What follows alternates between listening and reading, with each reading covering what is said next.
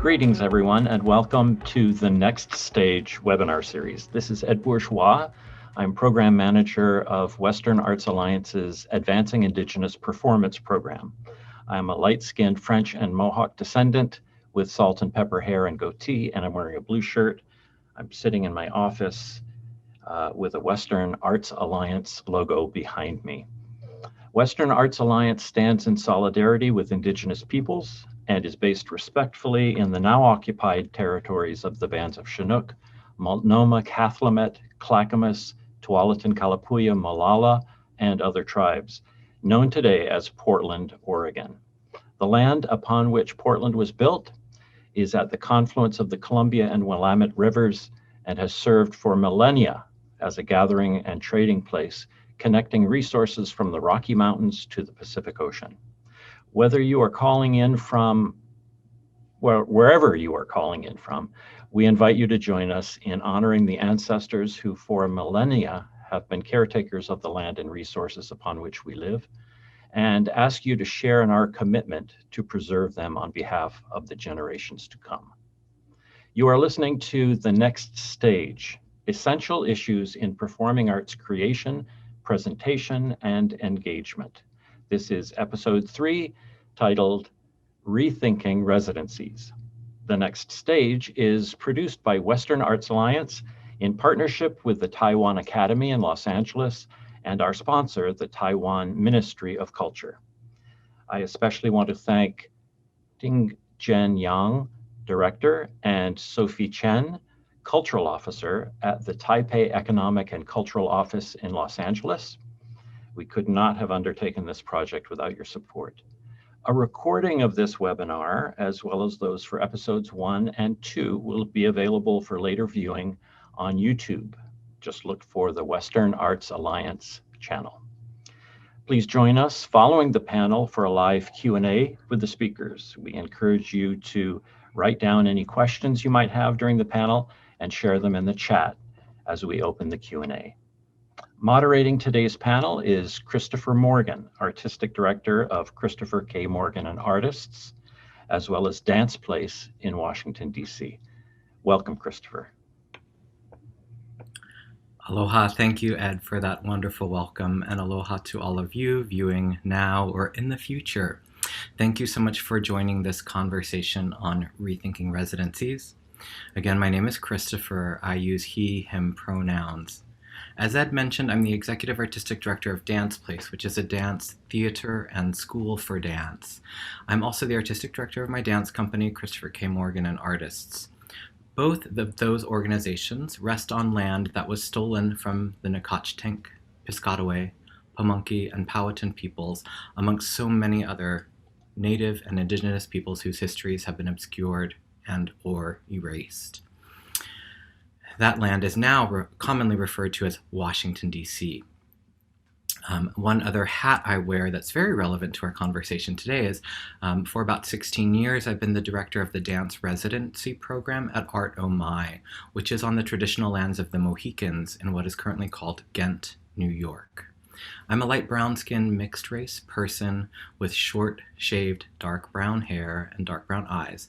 I'm wearing a white shirt with a floral print on it, sitting in a home office with some family artwork behind me.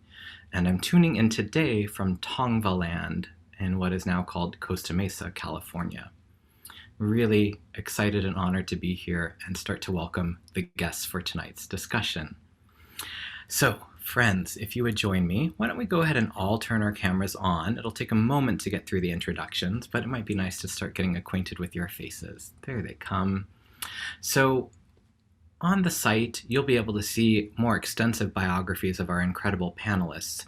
So as a way of introduction tonight, we're going to do names and pronouns, professional affiliations or titles, and land acknowledgements as folks see fit based on where they are, letting us just know where they're tuning in from. But then also as part of the introduction, I'd love for folks to talk a little bit about a couple of ways that you have participated in, supported residencies. When I'm thinking about rethinking residencies, there are so many types of residencies. So I thought we could start by defining what a residency is. So Tung-Yen, if you wouldn't mind starting your name, your pronouns, your professional titles, where you're from today, and then a couple of types of residencies that you've participated in. Yes. Hi. My name's Tung-Yen. You can call me Yen. I'm calling in from Taipei, Taiwan. I use he, him pronouns, and I'm currently running a theater company and a video production company. I'm a theater and filmmaker, obviously, and I'm the artistic director of Very Theater in Taiwan. I've been actually participating in several kind of residency. Some of them are more for individuals, and some of them are for international collaborational work funded by the institutions such as National Theatre in Taiwan and other international collaborations. Thank you. One quick question, Yen. With those two types of residencies, what were the span of time of those? How did they really interact with the work? So for the personal one, that very long ago, I spent half a year in Paris and 3 months in Japan. So that was in 2008 and 13. But for the making work, that kind of residency, when you are with a group of people, normally it's around a month. Okay, Yes. this is great. And I love Thank this you. because I can already see by some of the reactions based on our cultural context and the type of support that we have internationally that our experiences might be very different. And so this dialogue, even based on what exists already, can help us all start to rethink the systems we have where we are. Yes, totally. Renelta, would you go next, please? Sure. Atitu Atira Brunelta Arluk. So my name is Brunelta Arluk, and I come to you from Treaty 7 territory here in Banff, Alberta, Canada. So home of the Stoney Nakoda, the Sutton of the Dene, Blackfoot, Métis Region 3 with gathering nations of Cree and Tanaha. But I myself am originally from the Northwest Territory, so Northern Canada, and my mother is Dene Suslene in Cree, from Treaty 8 Wood Buffalo region, and my father's Inuvialuit Gwich'en from the Inuvik region, so Inuvialuit region in northern Northwest Territories. So pretty grateful to be here with all of you. So I'm Director of Indigenous Arts at BAM Center for Arts and Creativity, and I also run my own theater company called Akpeak Theater, which is my Inuk game given to me by my great-grandmother. So Akpeak is the cloudberries that grow in the barren lands in the circumpolar north. And so the tattoo that I wear is actually the tattoo that my great-grandmother had in honor and recognition of the connection to her. So when we think about residencies at BAM Center for Arts and Creativity, that's pretty much what we do. We do different forms of residencies. And prior to COVID, we did several different lengths, but they range from like 3 weeks to 6 weeks to 2 months, depending on what the discipline is of the art focus and whether it's a thematic or a self-directed. And so there's a lot of different ways to engage. And during COVID, we've had online residencies or thematic programs. And one I'm thinking about specifically is the Right Over Here residency, which was a 3-week online literary arts residency with 5 Indigenous guest authors. And one of the things that we asked the faculty to do was to take pictures of their home office space or their home creative writing space so that we can inspire the participants to kind of look at their own space as a lens of what does creating a residency at home look like. So I really that really helped people and to focus and create work. And so that's one aspect of it that kind of I was thinking about. But that's me. Masicho Kuyanik.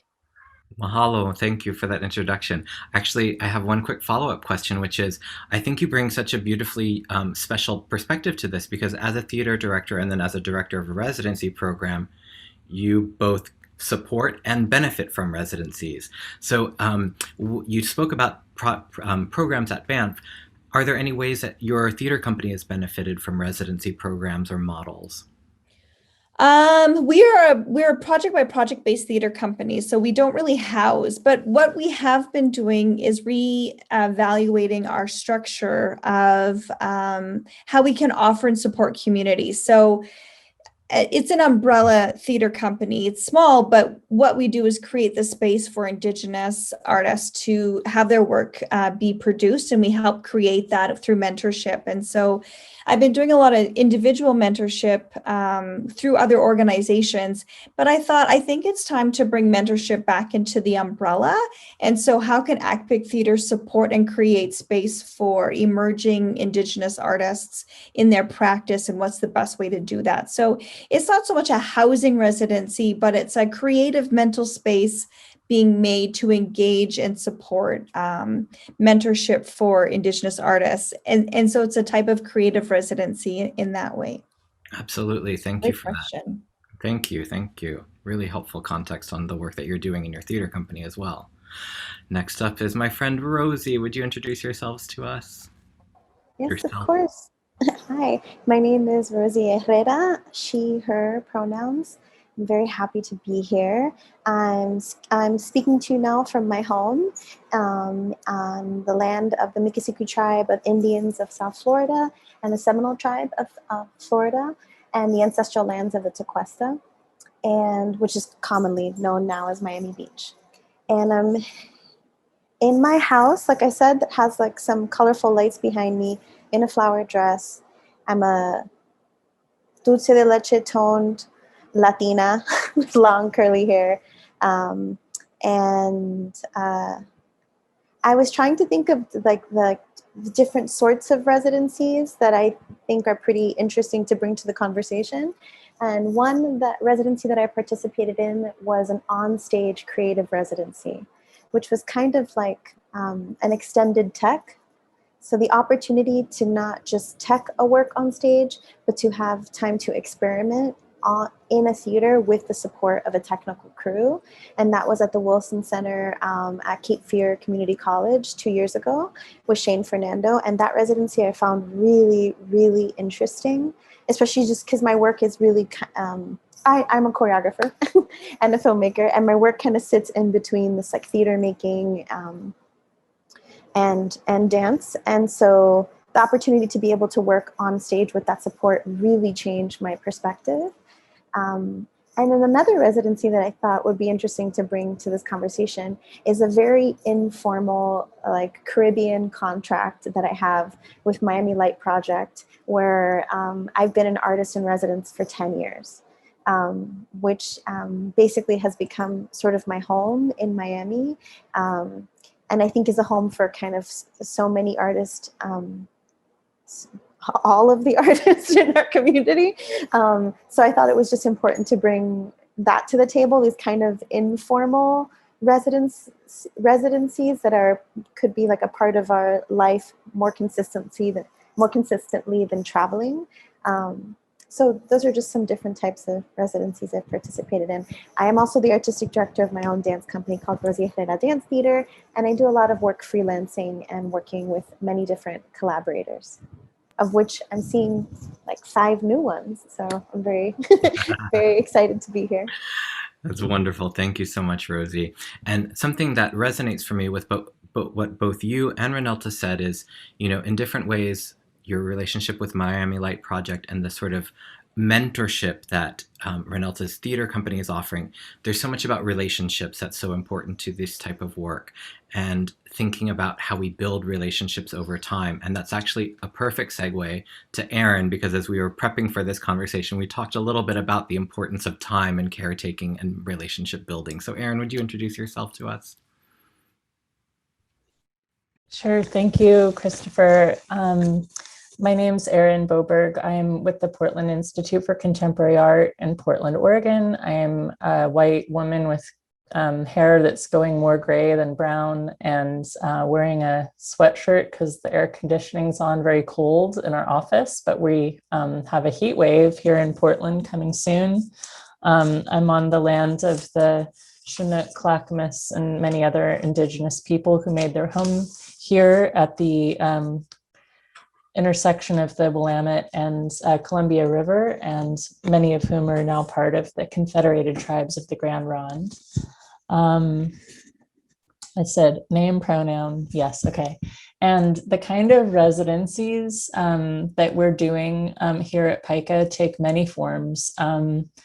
Just last week, I was thinking a lot in preparation for this panel because we had 3 kind of simultaneous residencies that were really different. One is a really developmental residency with a group of artists who haven't been able to be together during the pandemic, but it's an ongoing collaborative process with artists from many different cities, including some from here, some from New York and other places. Another residency with a visiting artist wanting to build connection with local dancers and the history of this place in particular. And another residency with local artists who are developing a piece in our space. We also have a program called the Creative Exchange Lab, which is a multidisciplinary creative exchange residency where artists are just spending time together. And a lot of the artists that we're working with in the residency work, I do think about time a lot. Christopher, thank you for bringing that back.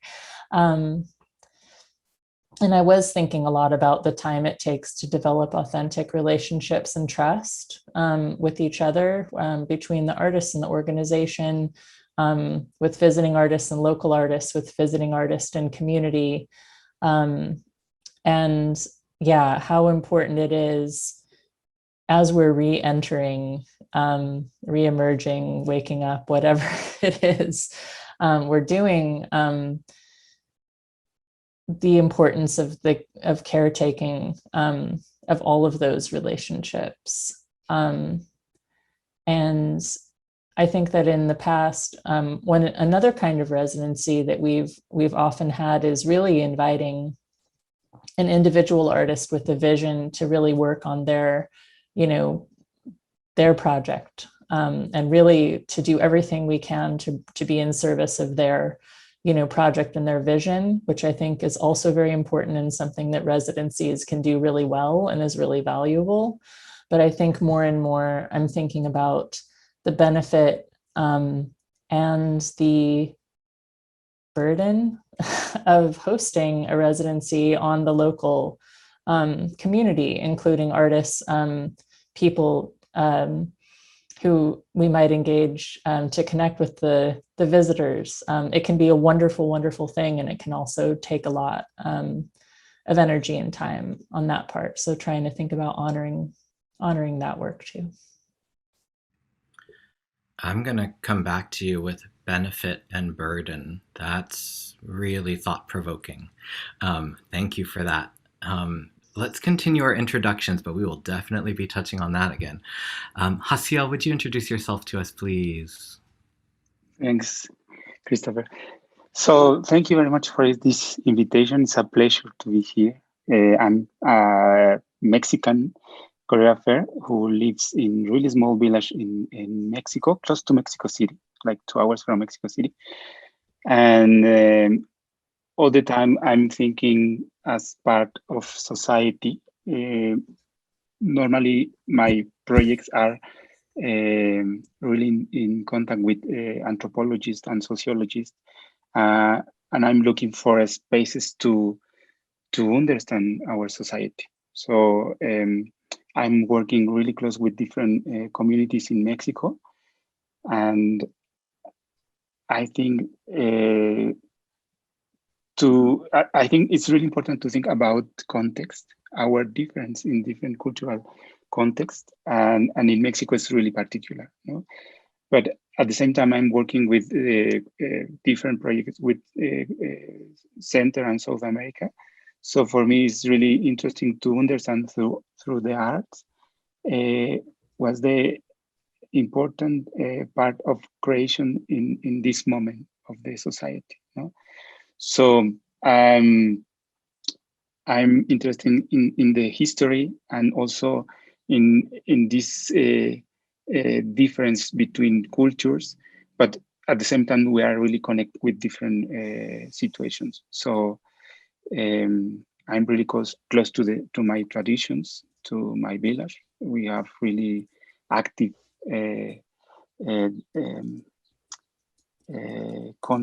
dance context in my village. So this is what I'm doing. About the residencies, one of my favorite residencies to create spaces to share, just to share life, not to pretend to create and to produce something. It's just to share life and walk together, eat together. So that's the reason that I created 8 years ago a Camp In, that is a performing arts meeting. And of course, we share knowledge, and also different dance practices. But at the same time, we are just walking together in different cities. This year will be in Mérida, Yucatan, in the Caribbean paradise of Mexico. So will be amazing this year. So another one is to work with choreographers, international choreographers, to do small creations, 2 or 3 weeks. And because in Mexico, we have really strong situation about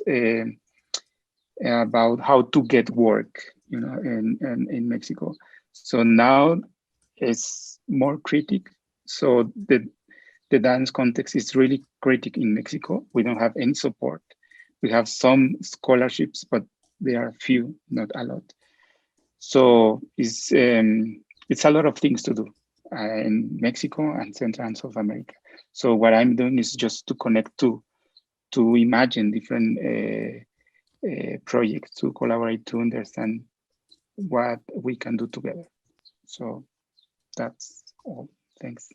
Thank you. And I really appreciate that you highlighted the importance of context, and we're already hearing such different contexts across international communities, and even within sometimes the same nation or geographic region. There can be such a wide variety of resources.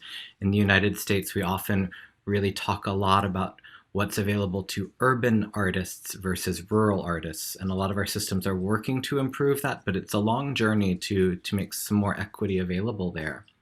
I'm going to adapt my next question that we kind of had prepared in advance a little bit. I'm going to start with Erin, because I was so intrigued by this idea of the benefit and burden to the local community. So, we were talking about the importance of relationship building, how much time it can take. And then in thinking about that, we're designing residencies for artists, but there's bigger questions around who we're designing them for. You mentioned sometimes it's really for the artist, and then there's also maybe like concentric circles around them that the artist connects to or impacts. So I wonder if you could talk a little bit about, one, more of what you meant by benefit and burden, and then two, when thinking about designing residencies, how does that impact of benefit and burden shape the programming?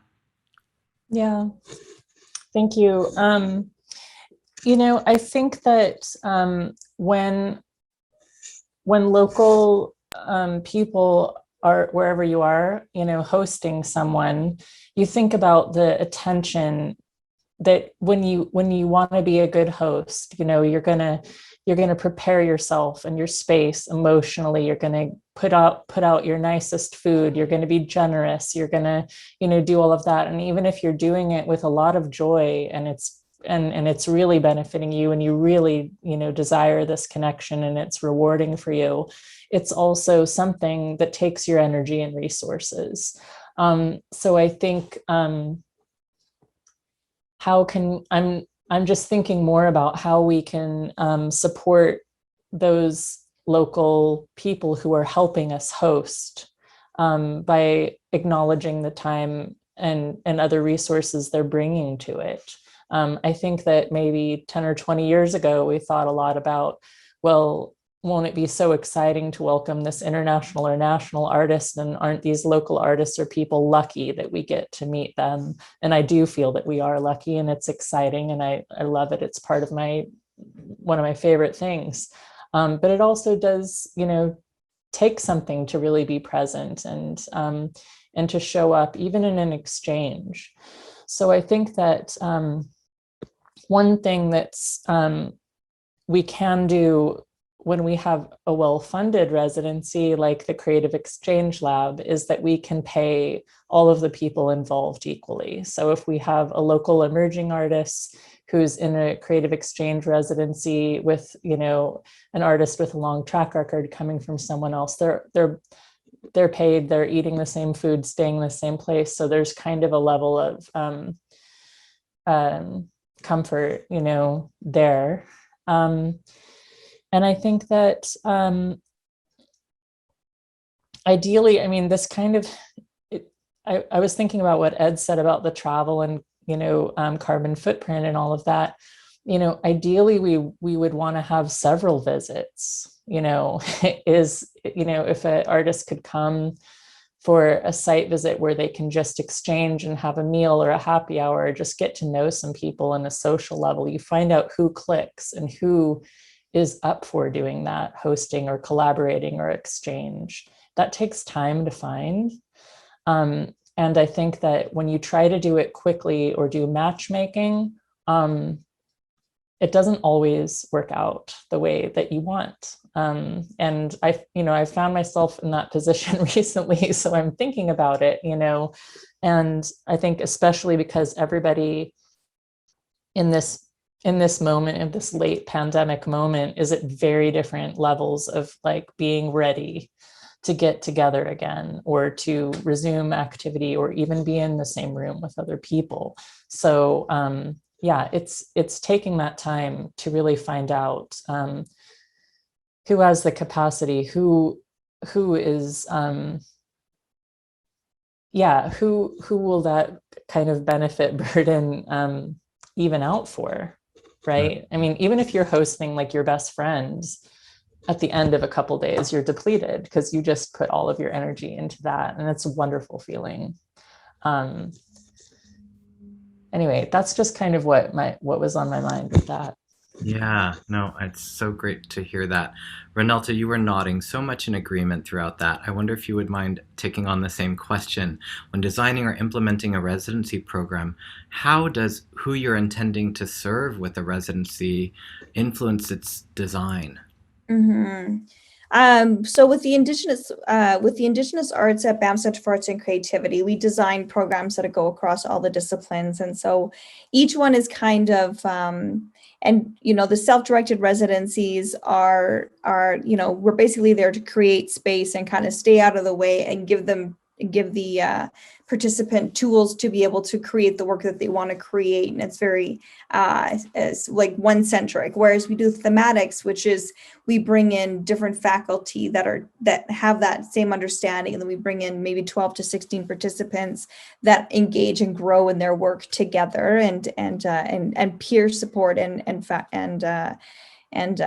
faculty support. I think what's the real, when we think about burden and blessing, or the two B's, one thing that we're really responsible for is ensuring that there's a connection to Indigenous community. And so often when we bring in faculty, the faculty are Indigenous and the participants are Indigenous. And so whenever you're bringing Indigenous people into different communities, there's always a desire to engage with community. And that's a real focus that our area has, is like, how are we welcoming Indigenous people into Treaty 7 territory? And that's not so much the burden, but the responsibility. But I do agree with that need to kind of, how are we creating a space that's welcoming and supportive? And then the programs themselves often have like a land-based capacity to them, because people want to engage with land. Their practice is a very environmental or a land-based practice. And so we work with different community members to kind of go like, what is the most value? What's the best way to support and encourage the creative growth? So we kind of look at it from, what is the best way to support creative growth and allow it to root into the traditional territory, so that if people feel like they've been welcomed and arriving into Indigenous space, to be able to create and deepen the work that they're there to do, or they're here to do. That's so great. Thank you so much for that. And just really thinking about the communities that you're intending to serve, which is so intentional, right? Really supporting Native and Indigenous artists and then connecting with those communities in the geographic location.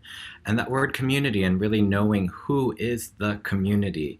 I hear that in your work, Haciel, a bit too, and I feel like you're really trying to tend to impact, the impact on the artists, as well as the impact on the space and the place and the folks that are already there.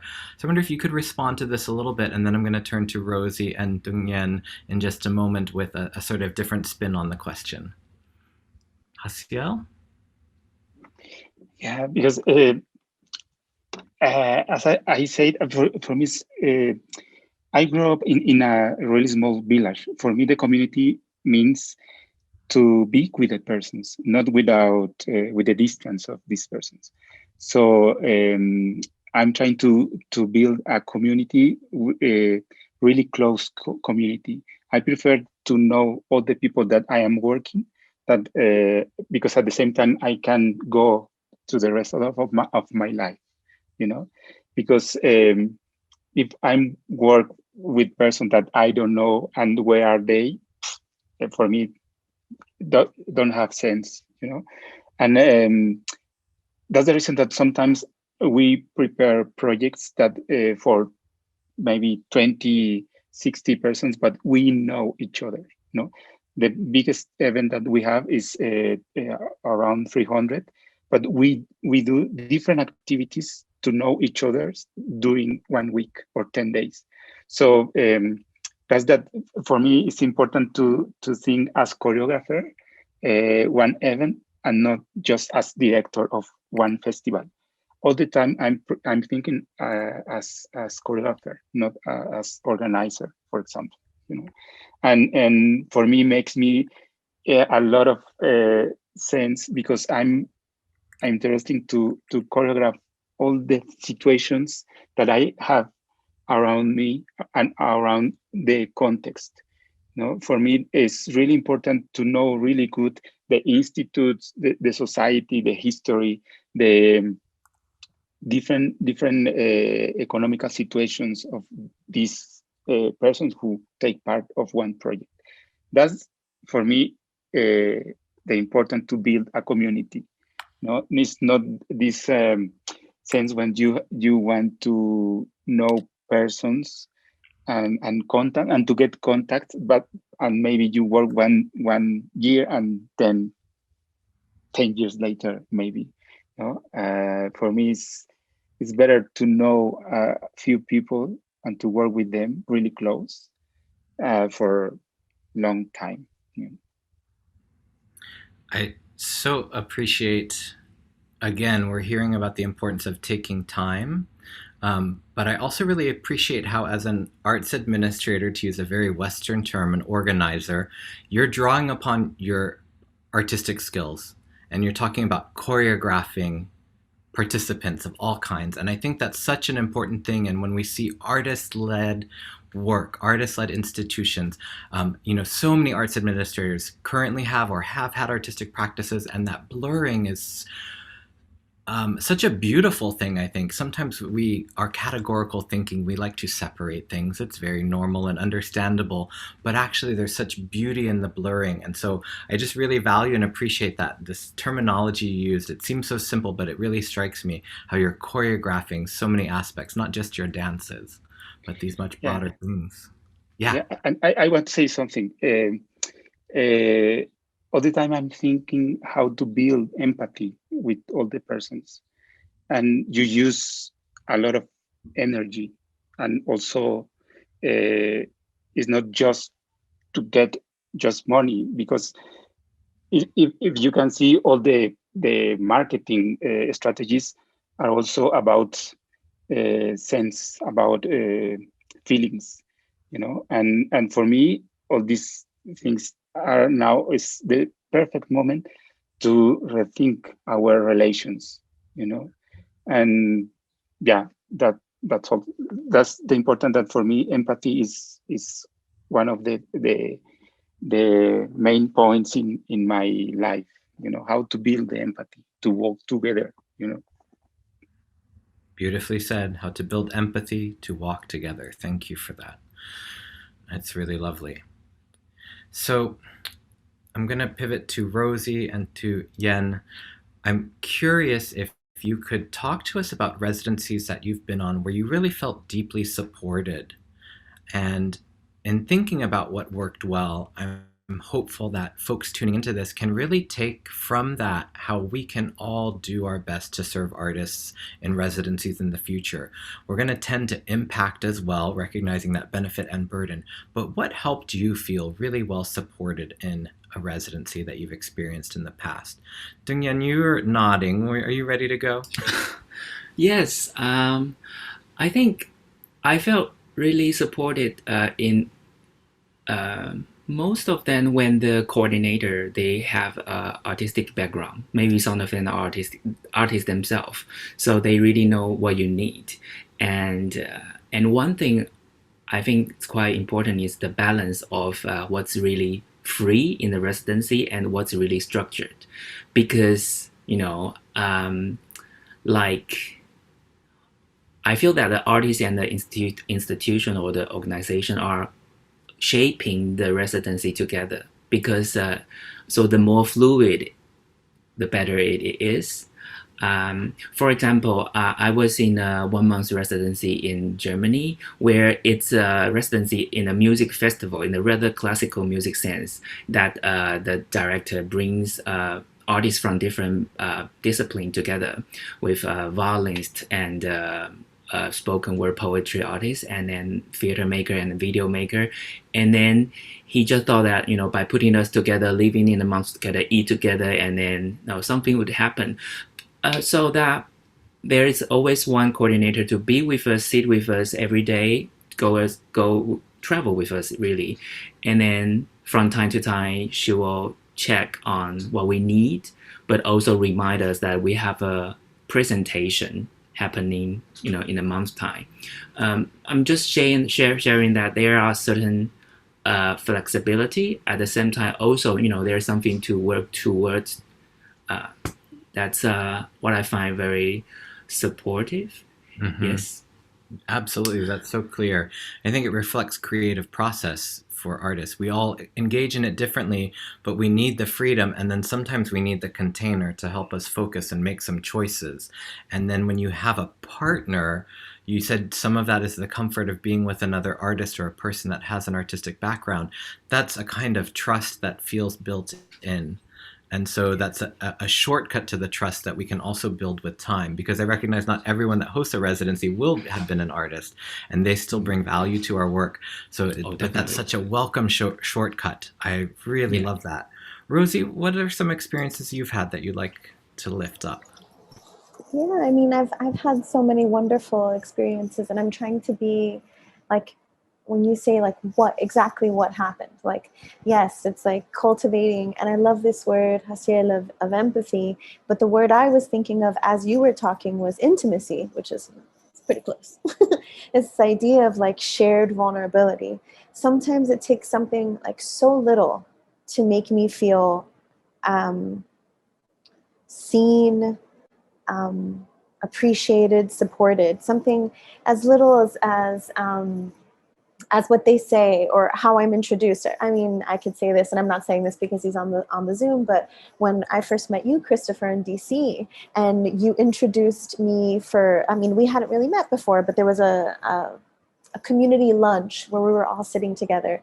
And by the end of your introduction, all of my dancers were, and all my collaborators and myself were just like it was like a read, and like a really deep, I was like, man, he's really seen my work and really looking at me with a critical eye and has thought about who I am in my community, what my struggles are in this specific community, what's unique about it. And so by then I was just like, okay, I'm not here because I'm fulfilling the diversity of your programming for the year, which is what I often feel, where they're just, we got a grant for a Cuban artist. And so here's, you can feel those things. And those are not always bad, because sometimes those themselves bring these beautiful experiences. But when you feel that the presenter has said, the presenter, the coordinator, the person that you're there with has this sort of sense of faith in your work and in who you are as an artist, and supporting that, not just the product or the piece. And I feel that also, that kind of critical eye also reflects into, and I don't want to be repetitive, but as we were saying earlier, Erin and Renalta, that when you understand, when the coordinator of that residency understands their community and is trying to respond to the needs of that community, and then they understand the community, they understand my work, and it's easier to build a bridge versus me coming into a community that I don't know and trying to figure out how to reinvent the wheel and make those connections on my own. It's not enough to say, like, oh, you like baseball, she likes baseball, go, sometimes that works, and sometimes it doesn't. And some of the things that I could say, like, are concrete things that help with our food, fellowship, people gathering and sharing food, conversation, led conversations that have entry points that people in the community can engage in. It's not just like a conversation with Rosie about art, but it's a conversation about religious iconography with faith-based people, and coming together and talking about the intersection of romance and faith, like these specific led conversations. And then space, as you said, space and time. And I think what Yen was saying about that flexibility for things to shift was something that I was just like, I hadn't really clocked that before, but that really resonated with me. So yeah, food, space, connection. I like to feel, and this is selfish of me, right? But I like to feel like when I've left a space that I got like a little bite, like a little chunk of that community. Like I can leave Wilmington, North Carolina after those 2 weeks there and feel like I get a sense of it. And I think about Wilmington and I'm just like, oh, I love Wilmington. I love this little cafe. I love this place. I made a connection with the owner of the thrift store where I bought the tuxedo, and I worked with the local dance company. And when we come back next time, I can't wait to hear the next level of the conversations that were started. So this sort of commitment, like the commitment to the artist, like I said, versus the work, feels really significant to me. And I don't want to keep blabbing on and on, but yeah. No, it brings up some great things, and I always love alliteration: food and fellowship, benefit and burden. It helps me tune in and remember things. Yeah. And this is really, really meaty discussion, and I'm very mindful of the precipice that we're all on out of this year and several months of really incredible loss, which can't go unacknowledged. Our communities, many of them, have really, really suffered in this time. And yet artists continue to innovate and create in these times. And many of our roles are to support that. And so as we move forward, and of course, the incredible calls that have deepened in the pandemic time towards racial and social justice, and thinking about making sure that we're not tokenizing any artists, as you were saying, Rosie, and that also that when folks are brought into our communities, that it doesn't feel like helicoptering in, but there's an opportunity to have meaningful impact and long-lasting relationships that might span long arcs of time, but if the depth is there and the seeds are sown, it can really have that arc. So I'm so curious about what's the learning to help inform our futures. What have you all been thinking about, experiencing, that here's the thing I hope to change moving forward, and how residencies fit into this big ecosystem of the arts industrial complex globally? They're so important. Artists need time and space and support to create. How can we collectively do that better? We've heard some great ideas: relationship building, taking time, empathy, food, fellowship, and so much more. But what else is just burning that you would love to see change in our systems? I'm open to anyone. Rosie's ready. Come on. Well, I mean, I have to say, when Yen mentioned at the very beginning of the conversation that he had like a 3-month residency, I was like, oh my God. The idea of that, right, immediately, like, just cleared my palate. I was like, that's time. I thought like the longest residency I've ever, well, besides the informal 10-year residency at Miami Light Project, but where my company has gone somewhere and stayed somewhere has been, 2.5, 3 weeks. And that felt like such a luxury. And so to think of even working longer was just something that I was like, wow, that's not really answering your question, but it's something to like throw into the pot of thinking for the future about what does long-term commitment mean. And I was waiting to say this, I don't know if this is the right time to say this, but I met a really amazing arts presenter, organizer from Spain called Miguel Marin, and we had a meeting about a potential project, and I'm gonna fast forward. But he's said something that really blew my mind. I was like, well, so what's your focus on right now? And because he's, super famous. The Flamenco Festival sells out 16 weeks at BAM in New York and sold out concerts internationally. And he's like, my new focus is pairing choreographers with healers. And I was like, what does that mean? He's like, I want to have a person in the room whose entire responsibility is to care for the spirit of the creator. And that was such a like mic drop for me in that moment when thinking what's next. I wasn't even ready for that information when he shared it with me 2 years ago. I didn't understand what that meant. I mean, of course I cried, but thinking about it now, and it comes back to Erin's notion of like care, and how do we, there are ways that we express that. And there are communities that have been making work in this way, with this value system at the core of how they create work, that we can learn from and lean on. And I'm very lucky to have a sort of community like that here in Miami. But how do I take that same knowledge and same value system into residencies as we travel? So just thought I would throw that in the mix. It's a mind-blowing concept. I really appreciate that. Thank you. A person to care for the creator. And then when I think about older practices and many of our Indigenous and other communities, it's a long-standing practice too, and how the roles of creativity and other aspects within a society connect. That's just wonderful.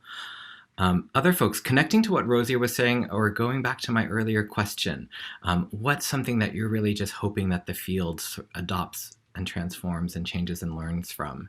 And I'm seeing some things in the chat that I'll reference as well, but if anybody on the panel wants to jump in. Yen, are you leaning forward? I would just share something that comes up in my mind. Like what can residency, online residency, what does that mean? How can you do, how can that be achieved? I'm recently on a platform that initially, it was 2 years ago, that was aimed for making co-production between Europe, especially Germany, with Asia countries. And then, so originally it's gonna be a lab for a week in Hong Kong, where everybody's together, eat and drink together. But then that didn't happen after 2 years, it becomes a series of webinar and then online talk. And then how do you matchmaking people by, just this situation? However, I think in the very end, certain kind of intimacy also created throughout, you meet this group of people every month, and in the end, 4 intensive days. And then there are online exercises that we did would make it possible. Like there's something called walking thoughts, where you pair up with another artist or another whoever is in the residency, and then you just walk out of your room or wherever you want to be for an hour, and then you share with what's beside your house or whatever you want to share. And then this kind of exercise that you don't normally do, especially with someone who is very far away in another continent, kind of help shaping some kind of online possibility of making connection, probably even in long-term empathy, maybe. So I didn't feel that was specifically possible, because the residency for me was always like connecting with the others, with the other culture that you didn't know, and probably also about disconnection, like disconnect with what you have engaged in your own community or your own, like your everyday life at home. So that period of time makes it very valuable. But when you are always home, like you have a job and then work, and then in the night, in the evening, you need to, you know, be there and connect with the others. It's not easy, but I realize there's a certain possibility that you can do with the help of the curator and then the managers that make it possible. Yeah, that's so great. And there's been some talk in the chat, Yen, about how we can adapt and things that we've learned by doing so much more virtual work in the past year. Many folks were already leading the way on that, but now we've all had to adapt and learn. So how can that influence us? There's a little theme that's been kind of puzzling through some of the comments that I want to draw together into one question. And I might start with Erin and Renelta, but of course, anyone's welcome to comment on it. But there's, you know, it's a little bit about how artists can fit residencies into their lives.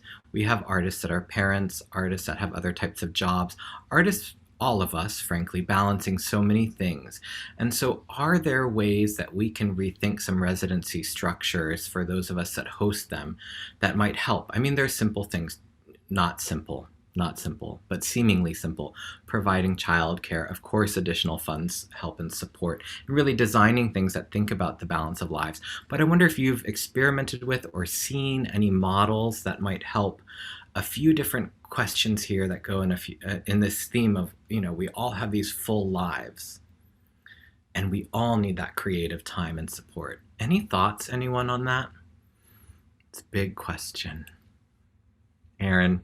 I just wanted to agree with Yen, and I put it in the chat, but I think we forget about the phone, as we don't always have to do Zoom meetings. You know, I think going on a walk while you're talking with somebody on the phone, or maybe having a text exchange or something on WhatsApp, like there's so many other ways of connecting that are more like we use to connect with our friends and family.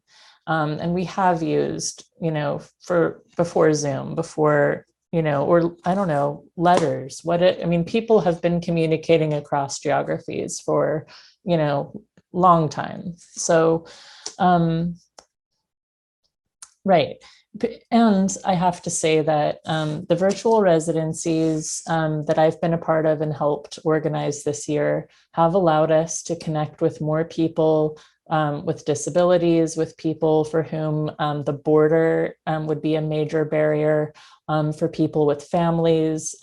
So I think it's good to remember, you know, we can do all of these kinds of long-term communication, you know, before, during, and after a residency. It doesn't have to be, you know, an all or nothing. You know, 3 weeks leaving your family might not be possible.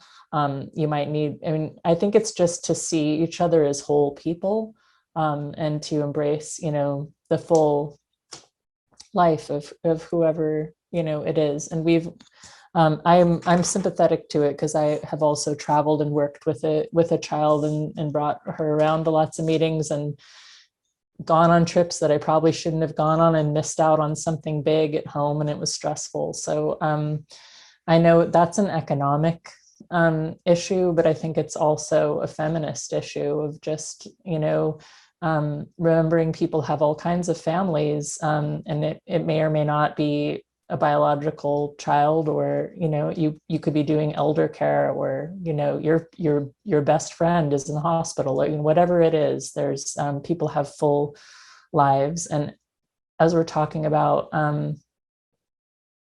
these healers and caretakers, you know, that you brought up, I think, well, maybe on a good day, a curator could be a caretaker. There's part of that root, you know, in that word, but also, like, who takes care of the caretakers, who takes care of the parents, the artists, the healers in our world. They also need those kinds of things. Yes, empathy. Thank you. Walking. What was the beautiful phrase earlier? To walk together. Yes, thank you. Yeah, this is really great. Just listening to everyone sharing their thoughts and like all the different ways to engage with residency and in a lot of different capacities. Um, at least the two things that I think about it in listening to these conversations is that we're often working within institutional mindset. So it's like we make space because we have families and we know how to create space for people who bring families in a smaller capacity, but it's the institutions that seem to create that rigidity that creates the barriers that really hierarchical stresses out what artists are, and the funding structures are also very patriarchal. There isn't a line for childcare, there isn't a line for helper, there isn't a line for elder care when you go away. You know, those are not fundable for the most part, and they're not supported. In Indigenous funding, it's a bit different now, thankfully, with the Canada Council for the Arts creating, knowing, and sharing. There's those elements of like, what is it to bring people together to share food and ceremony prior to creating work together? And I think that shouldn't be only an Indigenous model. That should be an artistic model, and that should be a structural change that allows all of us to come together to bring our whole selves before we dig in to offer our whole selves to the art that we create. So it's a funding structure, it's an institutional structure that, you know, like with Indigenous arts, we bring in faculty that bring kids, and I've looked for childcare for them, and I've gotten childcare for them, and my husband has picked up their kid and dropped off their kid so that they don't have to worry about transportation. Is that a BAM Center responsibility? I think it is. So I put it under my budgets to be able to support that. And when participants come with their children, we give them a bigger room so that they have a better space for them to run around. Their child can move around. If they bring someone with them, we get them a room with 2 beds or whatever we can do to support. I don't think it's an institutional model. I think it's an Indigenous arts structural model. And I think the more that we're impacting those changes, I think they should happen. But it is, you know, it's frustrating. It's frustrating to think about that artistry isn't just, you know, suffering by yourself in a room, yet somehow this is still something that we are up against, which is so strange. I was acknowledging Rosie. Were you about to chime in with something? Chewing on it? Yeah, you know, right now, and we're talking about childcare, so this is what I'm specifically thinking about. I mean, I've had situations where I was blatantly told that a dancer could not bring her child. If you bring your child, you cannot stay here. You have to go someplace else.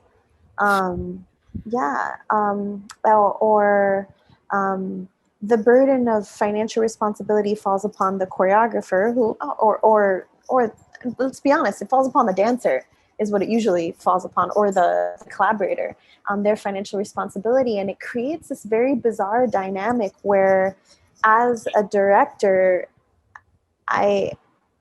it's important for me it's important for the work that there's a diversity of voices in the room, and that's, you know, fathers and mothers and older and younger, but who then has the financial access to be able to subsidize working with me by the child care costs that they need to take care of their child?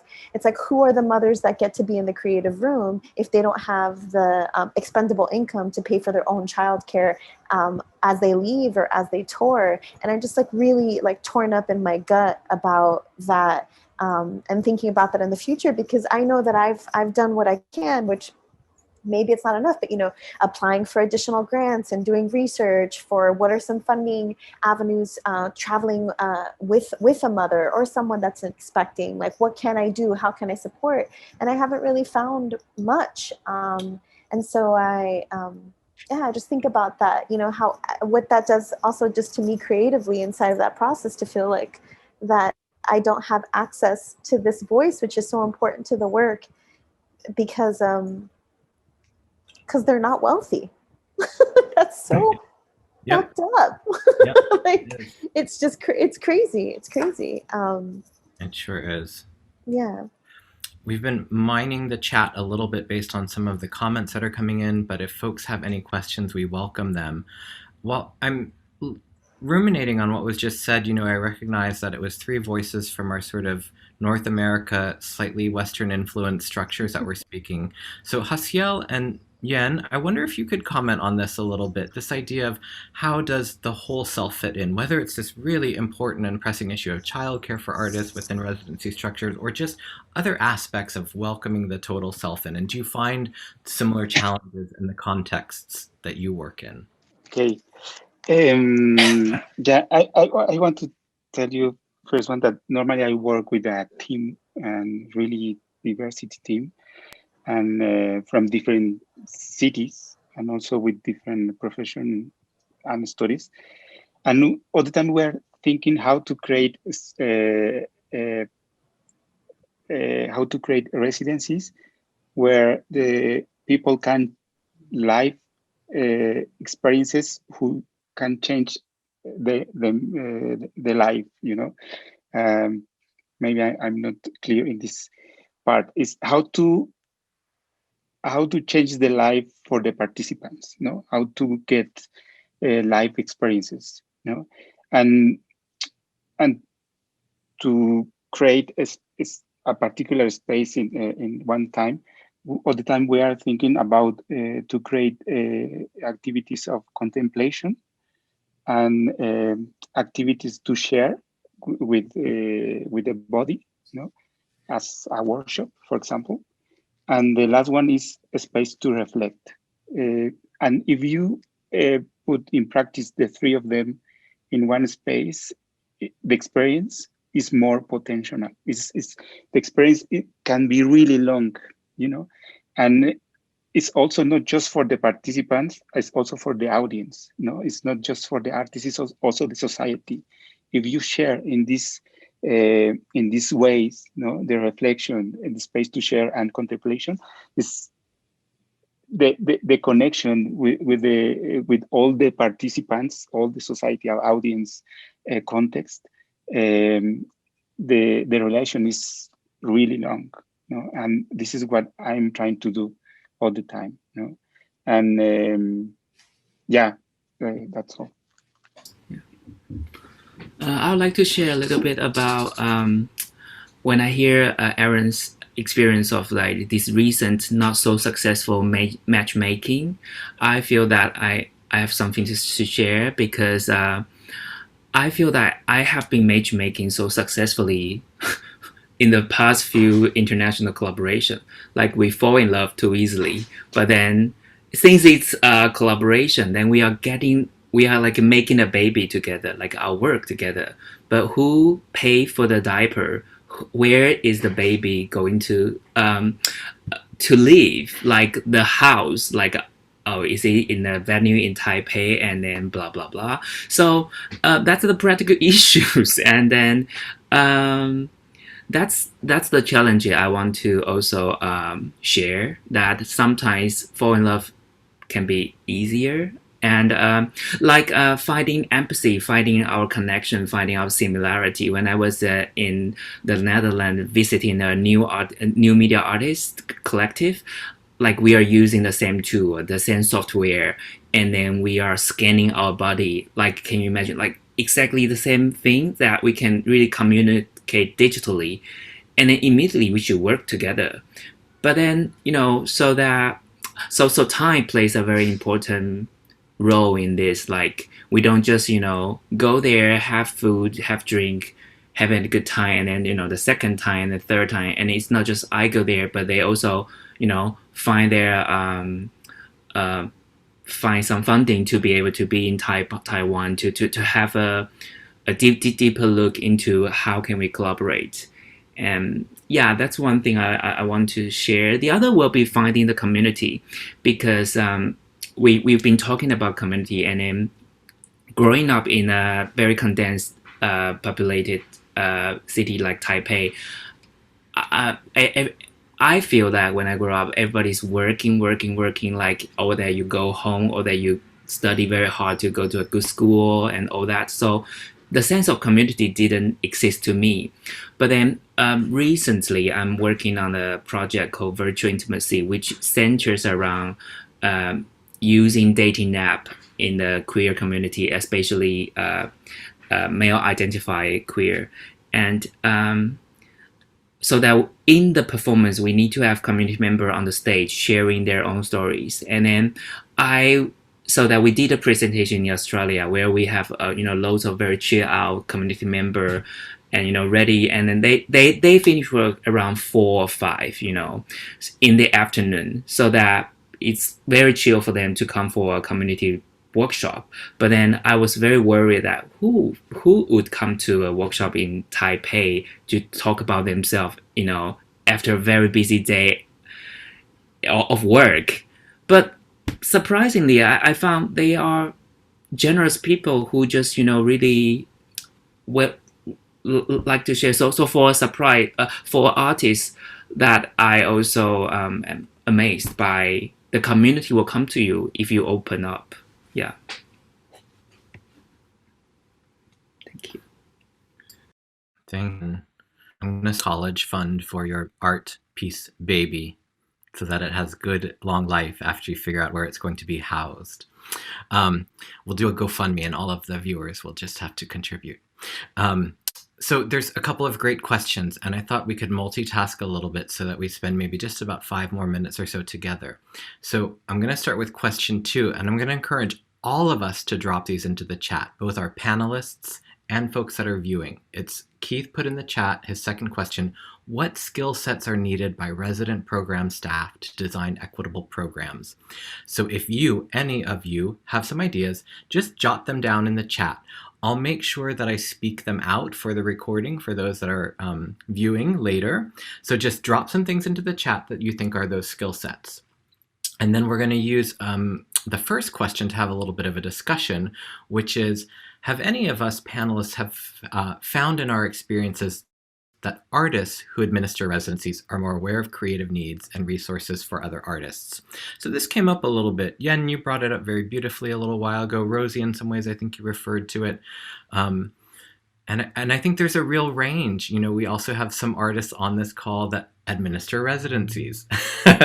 So I wonder if anyone wants to dive in while all of us kind of group think those skill sets a little bit. Turn on 2 parts of your brain at once, friends. Anybody want to dive into the success of the residency based on a facilitator's artistic background? Some thoughtfulness happening. Go ahead, I Renata. think it's a natural fit, right? Because you have a sense of lived experience, so that you're able to kind of go, this is what I really valued as an artist. I want to offer that same value, knowing that I have that learning. So it offers a sense of empathy and understanding of how to create an artist residency.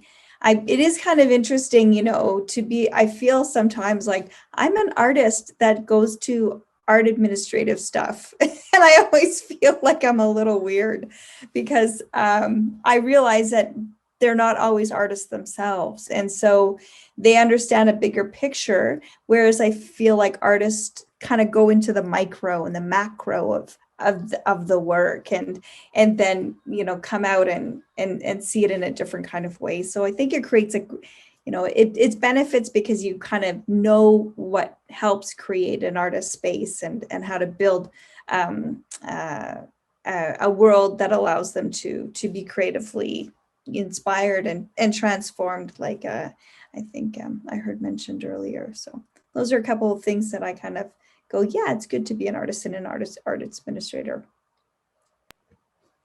Any additional thoughts on that great question? Yeah. Just to say that, for example, before to be an artist, I'm a person. So means that I'm really close to my history, to my traditions, to how are the relations with my society.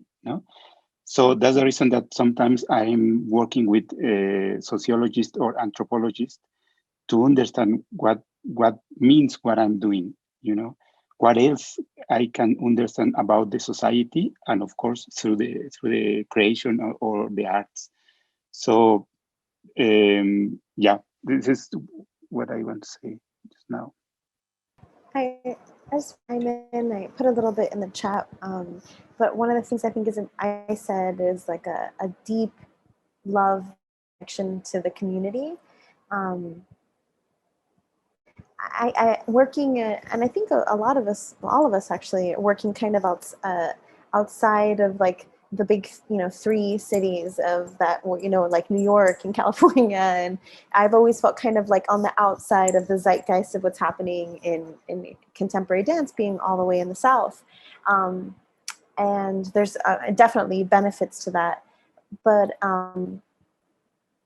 when you go into a community and you feel that someone is imposing a value system on the community, being like, we're teaching them, they're not ready for you yet. That type of mentality that feels like imposing or colonial, colonizing in that sense, it's hard to feel a sense of integrity inside of that space, and it's hard to feel your foot in that space too. So, I mean, I don't really want to be a part of those conversations, but when somebody loves their community and feels a deep connection, it doesn't mean they have to, have been born and raised there, but like feels like a deep connection to the authenticity and the uniqueness of that city and be like, this is how I think you fit in. I don't know. It's like, when somebody's like, oh, you would love my friend Ralph, you should meet Ralph. And I was like, why? Because he's like 5'4" and I'm like 5 feet tall. I was like, me being short is not my entire identity, So it's like that type of thing, where it's just like that like there's when you feel really seen and feel like you can, engage with the community in a meaningful way. I did a workshop also through the Wilson Center with,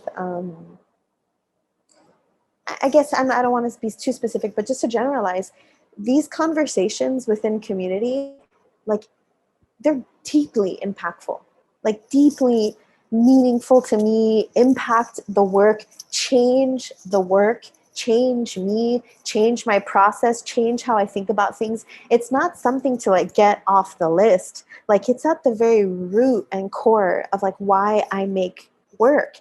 So finding that integrity of a community engagement that feels like it's coming from the heart and is responding to the needs of the community. It's not something that I like, it's not just for the grant, it affects everyone there. I mean, when we were in, like I said, your conversation with me was deeply impactful in DC. And I remember I did a workshop with mothers in Alabama. And I think they thought it was a Zumba class because they all like came in like total Zumba gear, and which I could teach a Zumba class. Like if I had to, I could teach a Zumba class, but they thought they were coming to take a Zumba class. And I was not prepared. I was not, and I was shifted, and they were all mothers. They had their babies with them. 2 of my dancers are also mothers. And that workshop is something that we reference like daily in our practice together as collaborators. It's not just like some cool thing that we did and good pictures to put on the website. Like it really was touching. And some of the things that they said and some of the ways that they talked about how they saw our work changed how we perform and change the direction of what we were creating. So this is just to say it's not just to like sound good, because it means it changes us and it gives so much to us. I love that you shared the transformative possibilities of this work, because it really can change artists' lives and the folks that they interact with in the local geographic community of the host site, and kind of ripple outward from there. We're going to start to wrap up our time. What I would love to do is I'm going to summon each of you in. Tim and Ed have been in the chat and dropping some links in for Camp In and for Pica. But if you panelists would sort of prepare yourselves to add into the chat. But what I'd love to do is actually share the reading of some of these skill sets to answer Keith's second question. So Haciel, may I start with you? And I'm looking over here. If you would scroll in the chat, my new friend, with my second meeting of you, there's someone named Allison who at 6:10 p.m. wrote a few skills. I don't know if you can scroll and find them, but I was wondering if you would read out these skills by Allison Lorky. I'm not sure how to say that name. Apologies, Allison. Do you see that in the chat there, Haciel? Yeah, the Alison Lurke, yeah. Yep. Being open, flexible, empathic, problem-solving skills. You got it. You got it. I want it in there because I don't think the chat will make the recording later. So thank you, Allison, for those skill sets. And Haciel, how can we stay connected to you and your work? Wow. Yeah, it's you know, for example, just to make connection with what Rosie said, I think the artist is not just they have this imagine to create. It's also a human who understands different levels of the society. So that's the reason that sometimes we can find solutions in different ways. And I put in practice when I was working with urbanists and also with architects to work together. You know, so for me, this word that Alison wrote is really close because it's about flexible. It's all the time is just to have the ability to understand what is happening about the society, what is happening with about the economical situation, and also find the problem and make in a really crazy way make solutions. You know, that's one of the reasons for arts for me. You know, it's like how to be in front in one problem and you just say, okay, it's not a problem. You can do this for this way, and then you can put. That's the reason that I really love the choreography, because the choreography makes the strategies. You know how to seduce all the persons and all the context. You know how to take all the things and the situations and you make really elastic, and also in different dimensions, not just in horizontals or vertical. You know, it's different ways. That's the reason that I really love travel, because makes me to understand different cultures and the diversity of different cultures. You know, and yeah, and the last thing that I want to say is that I'm getting more money with residencies than one performance. So for me, the potential of residencies is now is part of my future, of my career. You know, because it's in a residency I can get, for example, 1 month, 2 weeks, no, and get more money, and I'm in with the society and with this different context that if I do one performance in one festival. So sometimes I really love to do performances, but it's not my main point. You know, I prefer to make residencies and also invite persons to make residence with me in Mexico. And I have dreams. For example, one of my dreams is to do a residency for holidays with producers, artists, and other disciplines as anthropologists, to understand different levels of our society, you know.